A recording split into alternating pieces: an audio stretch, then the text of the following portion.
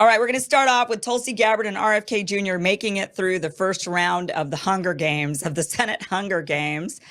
Robert F. Kennedy Jr.'s hearing happened this morning. It was first, and the vote was close. On both of them, the vote was close, but at least with RFK Jr., the vote was public. That vote was 14-13. It was purely along party lines. Republicans voted all in favor of RFK Jr. There were some questions about some of them, whether or not they would, but they did. And Democrats all completely voted against the guy. This is a Kennedy. He's somebody who was a Democrat up until like a minute ago. And none of the Democrats supported him. He is persona non grata to them. They absolutely hate his guts, apparently. And because he switched teams and he's working for the other side, they don't care about health. They don't care about any of that. Here is the vote. Let's listen to them. There is a second. The clerk will call the roll. Mr. Grassley. Aye. Mr. Grassley, aye. Mr. Cornyn. Aye. Mr. Cornyn, aye. Mr. Thune. Aye. Mr. Thune, aye. Mr. Scott. Aye. Mr. Scott, aye. Mr. Cassidy. Aye. Mr. Cassidy, aye. Mr. Langford. Aye. Mr. Langford, aye. Mr. Daines. Aye. Mr. Daines, aye. Mr. Young. Aye. Mr. Young, aye. Mr. Barrasso. Mr. Barrasso, aye. Mr. Johnson. Aye. Mr. Johnson, aye. Mr. Tillis. Aye. Mr. Tillis, aye. Mrs. Blackburn. Mrs. Blackburn, aye. Mr. Marshall. Aye. Mr. Marshall, aye. Mr. Wyden. No. Mr. Wyden, no. Ms. Cantwell. No. Ms. Cantwell, no. Mr. Bennett. Mr. Bennett, no. Mr. Warner. Mr. Warner, no. Mr. Whitehouse. Mr. Whitehouse, no. Ms. Hassan. Ms. Hassan, no. Ms. Cortez Masto. Ms. Cortez Masto, no. Ms. Warren. No. Ms. Warren, no. Mr. Sanders. No. Mr. Sanders, no. Ms. Smith. No. Ms. Smith, no. Mr. Lujan. No. Mr. Lujan, no. Mr. Warnock. No. Mr. Warnock, no. Mr. Welch. No. Mr. Welch, no. Mr. Chairman. Chairman votes aye. Mr. Chairman, the final tally is 14 ayes, 13 nays. These are the people, all those Democrats who voted no, they all voted yes for Marco Rubio. Just think about that for a second. They voted yes for the guy who never met a war he didn't love or regime change he didn't love. And these Democrats voted yes to him, but they couldn't vote for RFK Jr., who wants to make America healthy. They'll vote for the guy that wants to kill people, but they won't vote for the guy that wants to make Americans healthy. I mean, it's just a slap in the face. Okay, so Senator Cassidy was the one. He's a doctor. He's a physician, a gastroenterologist. I don't know how to say it. Gastrodoc. Okay. He was the hang up, and it was only up until a couple of minutes before the vote did he finally flip it. And he says he met with RFK Jr. RFK Jr. gave him some concessions, and that is what caused him to flip his vote. Let's listen to Senator Cassidy and listen to the concessions that RFK Jr. made, and let's decide if we think it was worth it. Vaccines save lives. They are safe. They do not cause autism. There are multiple studies that show this. They are a crucial part of our nation's public health response. But as someone who's discussed immunizations with thousands of people, I do recognize that many mothers need reassurance that the vaccine their child is receiving is necessary, effective, and most of all safe. While I'm aligned with Mr. Kennedy as regards ultra-processed food, reforming NIH, and taking on chronic disease, once more, it leaves vaccines. Now, Mr. Kennedy and the administration reached out seeking to reassure me regarding their commitment to protecting the public health benefit of vaccination. To this end, Mr. Kennedy and the administration committed that he and I would have an unprecedentedly close collaborative working relationship if he is confirmed. We will meet or speak multiple times a month. This collaboration will allow us to work well together and therefore to be more effective. Mr. Kennedy has asked for my input into hiring decisions at HHS beyond Senate-confirmed positions, and this aspect of the collaboration will allow us to represent all sides of those folks who are contacting me over this past weekend. He has also committed that he would work within current vaccine approval and safety monitoring systems and not establish parallel systems. If confirmed, he will maintain the Centers for Disease Control and Prevention's Advisory Committee on Immunization Practices recommendations without changes. CDC will not remove statements on their website pointing out that vaccines do not cause autism. Mr. Kennedy and the administration also committed that this administration will not use the subversive techniques used under the Biden administration, like sue and settle, to change policies enacted by Congress without first going through Congress. Mr. Kennedy and the administration committed to a strong role of Congress. Aside from he and I meeting regularly, he will come before the Help Committee on a quarterly basis if requested. He committed that the Help Committee chair, whether it's me or someone else, may choose a representative on any board or commission formed to review vaccine safety. If he is confirmed, HHS will provide a 30-day notice to the Help Committee if the agency seeks to make changes to any of our federal vaccine safety monitoring programs, and Help Committee will have the option to call a hearing to further review. These commitments and my expectation that we can have a great working relationship to make America healthy again is the basis of my support. He will be the secretary, but I believe he will also be a partner in working for this end. If Mr. Kennedy is confirmed, I will use my authority as chairman of the Senate Committee with oversight of HHS to rebuff any attempt to remove the public's access to life-saving vaccines without ironclad, causational, scientific evidence that can be accepted and defended before the mainstream scientific community and before Congress. I will watch carefully for any effort to wrongfully sow public fear about vaccines between confusing references of coincidence and anecdote. But my support is built on assurances that this will not have to be a concern, and that he and I can work together to build an agenda to make America healthy again. We need a leader at HHS who will guide President Trump's agenda to make America healthy again. Based on Mr. Kennedy's assurances on vaccines and his platform to positively influence Americans' health, it is my consideration that he will get this done. As I've said, it's been a long, intense process, but I've assessed it as I would assess a patient as a physician. Ultimately, restoring trust in our public health institution is too important, and I think Mr. Kennedy can help get that done. As chairman of the Senate Committee with oversight authority of his position, I will do my best to make sure that that is what we accomplish. I want Mr. Kennedy to succeed in making America healthy again. His success will be tied to the health of our nation. He has the opportunity to address the most pertinent issues affecting Americans' health. We also need to reform institutions like FDA and NIH, and those, as already been indicated, are my priorities as chairman of the Help Committee. I look forward to his support in accomplishing this. If confirmed, I look forward to working together with Mr. Kennedy to achieve President Trump's mission of improving the health of all Americans. Yeah, but you know what? Now that he's going to be confirmed, does RFK Jr have to actually live up to these commitments? Because I wouldn't hold it against him if he didn't on this one. I'm just not going to lie. But what Bill Cassidy pointed out was that RFK Jr will have a close working relationship with him. If you notice, he said he'll be the Secretary of Health and Human Services, but, pointing out that big but, we'll be working together, as if he's going to be somehow like the Health and Human Secretary Service Secretary or whatever, Health and Human, you know what I mean, HHS. Yeah, you know what? I wouldn't mind if he ghosted you. If he just stood you up a little bit, left you a Dear John letter or something.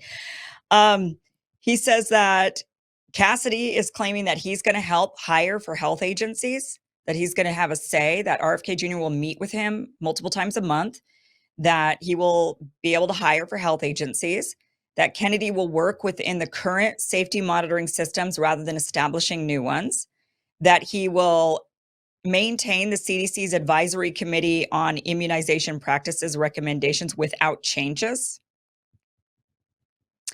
that he's not going to make the CDC remove statements on their website pointing out that vaccines do not cause autism, that even though we don't know the cause of autism, you can't say something doesn't cause autism when you don't know what does cause autism. That should just be common knowledge for people.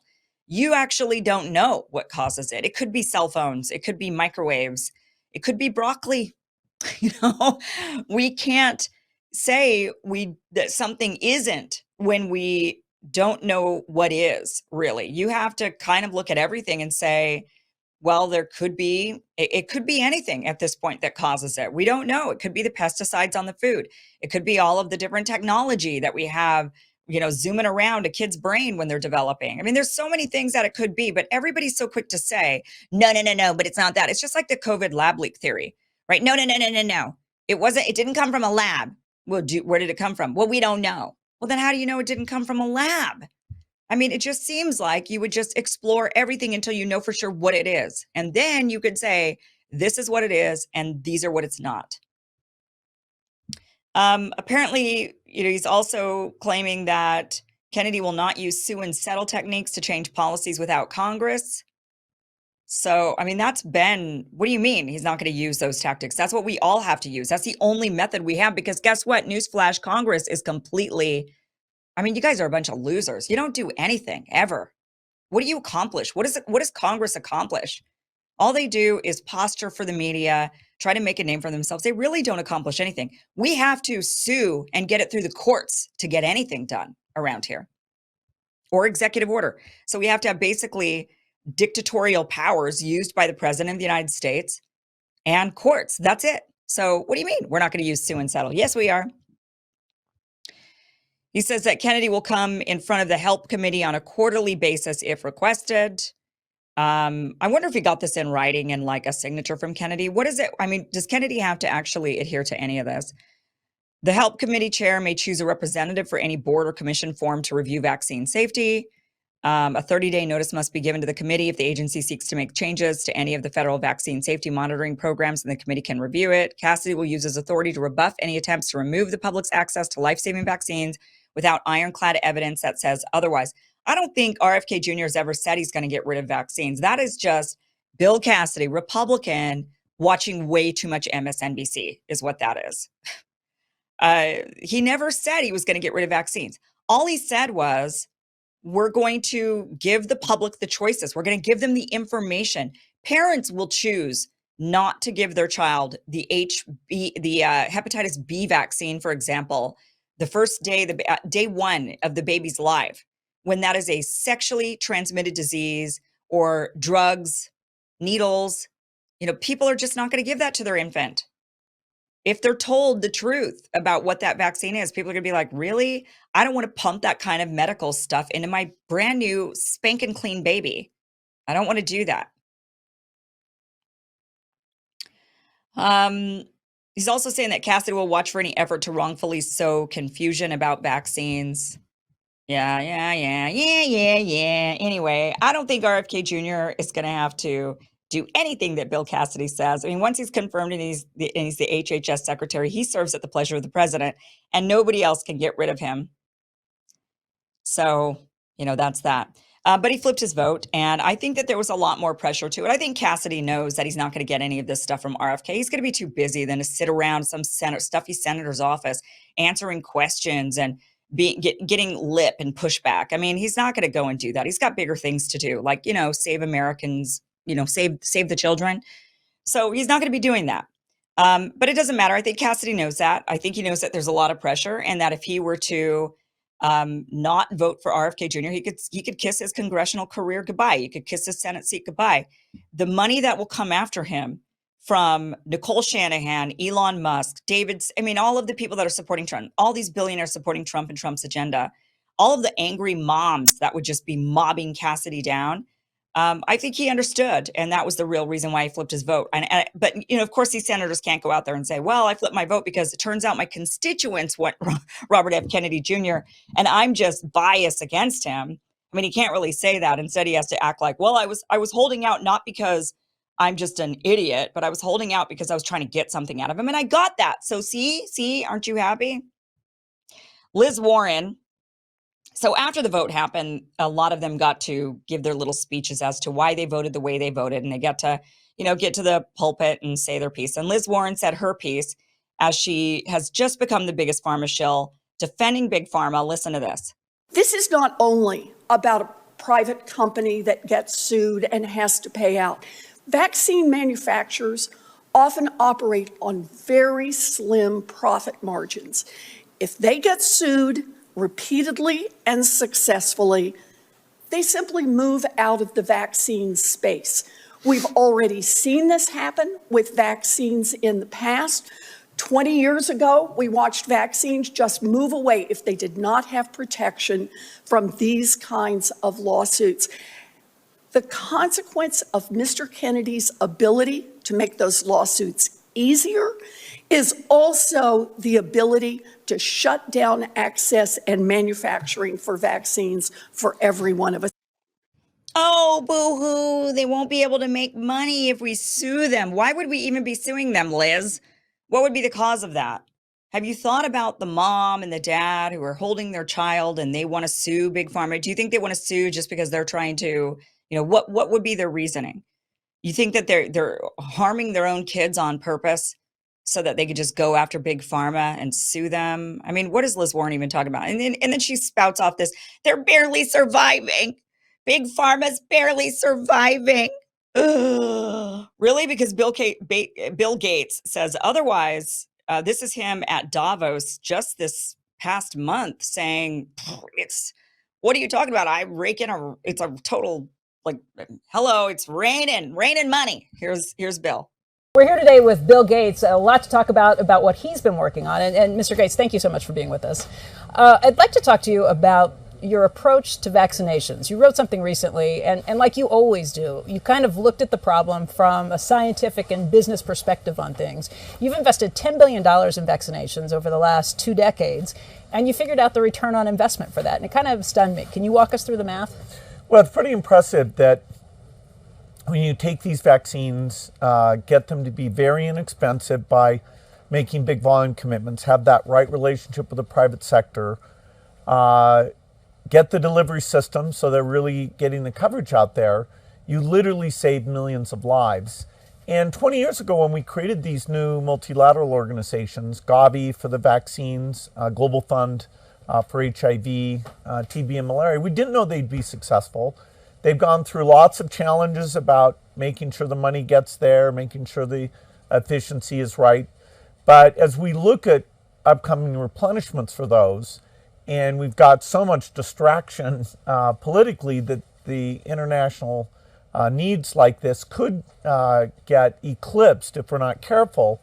We see a phenomenal track record. It's been $100 billion overall that the world's put in. Our foundation is a bit more than $10 billion, but we feel there's been over a 20-to-1 return. So if you just look at the economic benefits, that's a pretty strong number compared to anything else. 20-to-1? Oh, they're so broke. They're barely making it, says Liz. What do you consider success, Liz? That was in 2025. Now, even before COVID, back in January of 2019, before COVID vaccines, before COVID hit, a year before the whole pandemic happened, Bill Gates asserted, again, this was 6 years ago, that vaccines have been the best investment ever.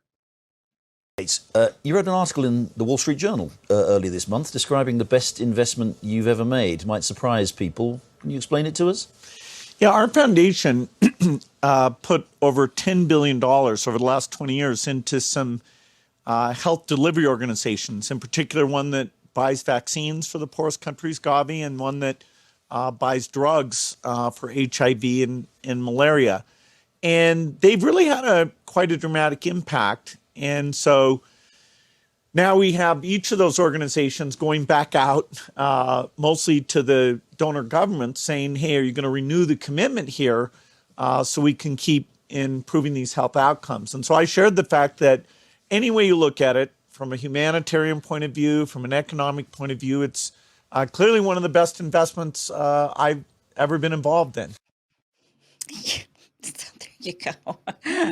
Oh, but how dare we want to sue them? How dare people actually, how dare they actually get what's owed to them if they've been injured in some way? Vaccines are the only drug class, for the most part. I mean, there are some caveats, carve-outs for emergency use authorization or certain other kind of carve outs. But vaccines are the only large category of pharmaceutical that has immunity, a level of immunity.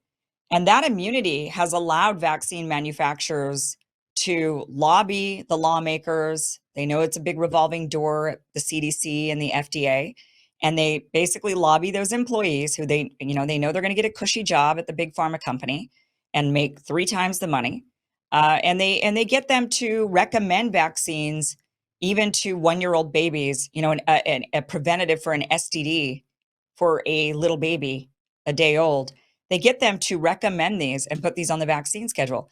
And then when it's on the vaccine schedule, even though it's just a recommendation and not a mandate by the government, many of the, outlets and organizations that you go to with your kids demand that you get them vaccinated according to the CDC's vaccination schedule. They use that schedule to then mandate that all of their clients go and get those vaccines. So it's created a situation where a lot of healthy people are getting a medicine that they otherwise wouldn't get.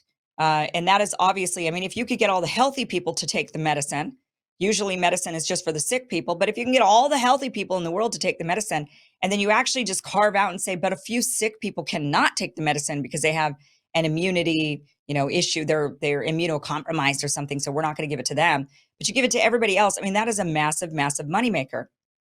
And if you take away the liability, then you have nothing stopping you from saying, yes, a 1-year-old baby should take this, even though it's completely unnecessary for that 1-year-old baby. Maybe for some 1-year-old babies, it's necessary, but for others, for the vast majority, I would hope that they would not need an STD, a preventative. That would be my hope. Call me crazy. So taking that immunity away and allowing lawsuits for this one class of drugs, when lawsuits are allowed for all the other class of drugs, look, pharmaceutical companies make tons and tons of money on all the other class of drugs, and those class of drugs, you can sue them over. So it's not hurting them. They're still making gobs and gobs of money. Why not allow people to go after them for the same sort of thing on this other class of drugs, vaccines? Why not let the public sue them the same way? The reason, because they're making sure everybody gets it. Look, if you could rig the game like that, where everybody gets it and none of them can sue you, of course you're going to try, and you're just going to do everything in your power to make sure you maintain that sort of edge. That sort of, that's like totally favorable to you. But if that immunity is gone, then they might be second guessing how many people they want to recommend the vaccine to. They might say, well, actually, this is just for this group of people, because they want to limit the exposure to potential lawsuits. So Bernie Sanders put out a statement as to why he rejected Robert F. Kennedy Jr. Bernie Sanders, whose entire platform has been on health and medicine, and this guy, just cannot see the forest through the trees. He's just so deranged by Trump, has such Trump derangement syndrome. He just cannot in good conscience support somebody who denies and will dilute our public health protections, so distrust in science, and oversee massive cuts to healthcare programs for vulnerable Americans, says Bernie Sanders. This is what he says. He says, there are a few issues that Mr. Kennedy and I agree on. We agree on the need to stop the ultra-processed food industry from getting our kids addicted to unhealthy and dangerous products that cause obesity, diabetes, and other life-threatening diseases. We agree on the need to lower the outrageous prices we pay for prescription drugs in this country. We agree that we should stop Big Pharma from being allowed to flood the airwaves with advertising. But despite those agreements, I cannot in good conscience vote for someone who denies and will dilute our public health protections, sow distrust in science, and oversee massive cuts to healthcare programs for low-income people, nursing home care for seniors, and long-term care for people with disabilities. So he's saying he cannot in good conscience vote for somebody who denies and will dilute our public health protections. He's talking specifically about vaccines, right? And Big Pharma. So let's just think about this totally logically. When I was a baby, when I was born, the only vaccine I got in my childhood was the diphtheria one, right? And like pertussis diphtheria, that one, and polio. That was it. I didn't get the chickenpox vaccine, the measles vaccine. People are screaming about measles, saying, well, if parents don't give their kids the measles vaccine, their kids will die. And all of these kids in, I think, where was it that they claimed that there was an outbreak? Was it in Somalia, or maybe it was somewhere where they said, there was a big outbreak of the measles and kids died. I mean, just think about that for 2 seconds. I mean, kids, yes, you can die from measles. You can die from the flu. You can die from, there's a lot of things you can die from. That is just a fact of human life, especially when you have a piss poor immune system, and particularly if you don't have access to clean water and good health and sanitation. And I mean, but my entire generation and my siblings' generation, the Gen X, we all went through the measles, and boomers all got the measles. I mean, the vast majority of us alive today got the measles, and we survived. I mean, it was just a sickness like any other, and we took our meds and we got a lot of fluids and they kept our temperatures down. And I mean, it was just like when you get pneumonia or you get the flu or you get strep throat or something like that. I mean, it was a typical childhood disease that you get once. And the good thing about it, unlike flu and strep throat, which I got year after year after year, measles I got once and it was done. That was it. I was done with it. I then also got the mumps, but then it was it. That was over. I got the chicken pox one time too, and then I was done with it, right? I mean, all of us had these, but they freak out and they act like if children get the measles, I mean, it's just insane to kind of hear this from these senators when all of them, I guarantee, had the measles because they're all old, right? So none of them are young, like millennials or who got the vaccines for measles, and none of them are Zoomers, that's for sure. They're all boomers and above, right? And yeah, and above. They're boomers and above. The oldest boomer is like 77, 78. So these guys in their 80s, what generation are they? I'm not even sure, but they're not even boomers. So these guys all got the measles, and then they're screaming and acting like, how dare you, if kids get the measles again today, that's a death sentence. It wasn't for any of us. So we have to have a little bit of realism, when we're assessing the threats that we're facing. I'm not saying kids should all go around and get it. You don't want them to have these illnesses, of course, and if you can prevent them, that's great. And if the vaccines work for these, then great. And they're safe and effective, and that's the key. If they're safe and effective, then great. I think a lot of parents would say, yeah, I'd like to spare my kid from getting chicken pox and measles and whatnot. But the UK, they don't even recommend the chicken pox vaccine to kids. We give it out here. Every single kid in the United States gets it. In the UK, they don't give it out. They say, no, then you'll get shingles almost guaranteed, and it'll be way worse than if you just had the chicken pox when you were young. So they don't even do it. But here we are, where we believe, that parents are sitting there screaming, thinking, if my kid doesn't get the chickenpox vaccine, they're going to die. I mean, none of us, of course, there's always the exception to the rule, but the vast majority of us, we just got it. It was just a fact of life. So when Sanders is saying, this is just really, really reckless and terrible, are we seeing a resurgence of polio or smallpox? Those were the ones that were really, truly deadly or debilitating. And clean water and sanitation worked wonders on eradicating disease. So I don't, what are they talking? I think it's more of a problem. If I have to choose, quite frankly, if some, being came down and said, Kim, you have to choose, your child will get chickenpox, but your child will never, they won't be obese. They won't get diabetes. They'll have clean food. We'll give you a choice. You can choose between clean food, no diabetes, no pesticides, chemicals, all of these bad things in the food supply, or we can eradicate the measles. You choose. And I'd just be like, give my kid the measles. I had them and I survived. Now, some of you watching might say, no, Kim, you clearly got brain damage. Okay, fine, fair enough. He goes on to say, despite what Mr. Kennedy believes, the overwhelming consensus within the scientific community is clear. Vaccines are safe and effective. Over the past 50 years, vaccines have saved the lives of over 150 million people throughout the world and reduced the infant mortality rate by 40%. Vaccines have not, as Mr. Kennedy has claimed, poisoned an entire generation of American children. Vaccines do not, as Mr. Kennedy has claimed, cause autism. More than a dozen rigorous scientific studies from around the world involving hundreds of thousands of children have proven that. Have they? Then what is it that does cause it? Because I would like to know. I think every parent right now who has a baby on the way or a small infant right now would sure as hell like to know what causes autism, because they would like to prevent it as much as possible.